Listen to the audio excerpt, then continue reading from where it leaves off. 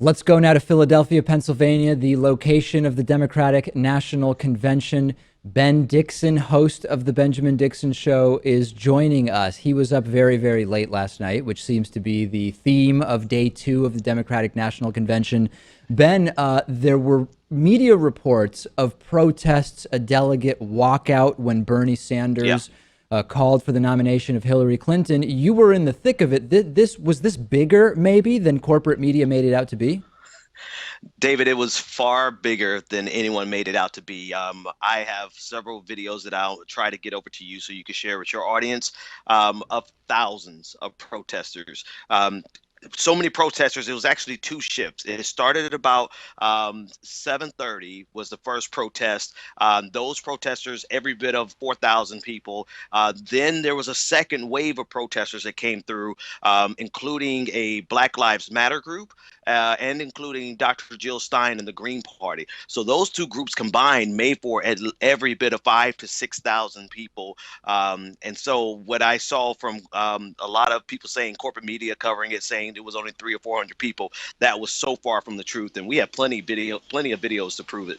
And then talk to me about the number 5 to 6,000. Is that your estimate? Was that an official estimate that somebody who's I don't know, has expertise in estimating crowd size made? So that was our estimate, just based on the length of the protest. I mean, it went on and on. It actually was a very conservative estimate. No one actually provided a real estimate, an official measurement of it of any type. But just looking at the number of people that we encountered for, I mean, hundreds and hundreds of yards, probably even the length of a mile. There were people just everywhere. And so you really have to look at the videos to see how many people were there. But the official tally coming from, or estimate from the mainstream media, said 300 or 400.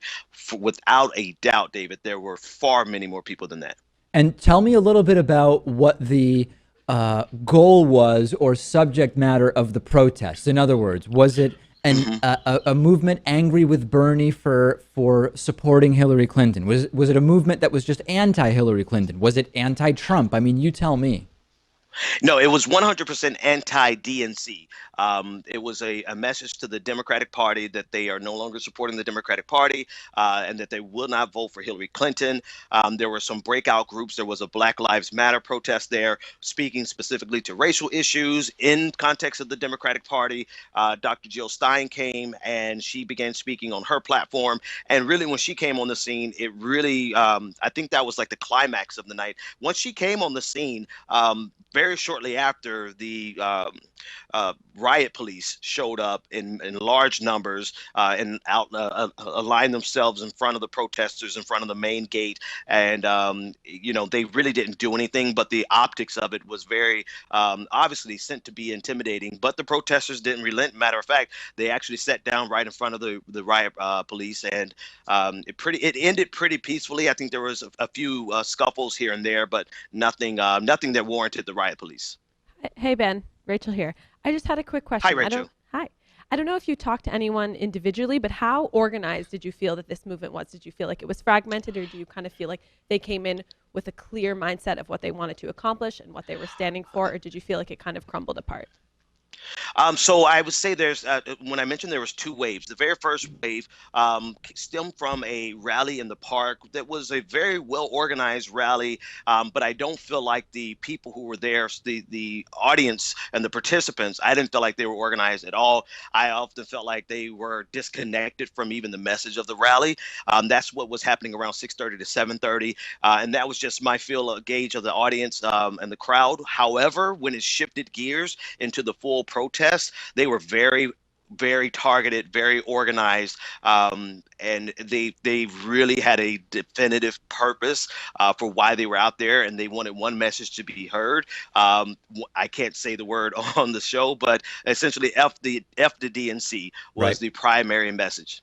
And yesterday when we spoke to you, you sort of agreed with our other correspondents on the ground that the anti-Hillary or lack of unity sentiment was actually Yeah. not that significant in terms of how Democratic and progressive voters are ultimately going to vote in November.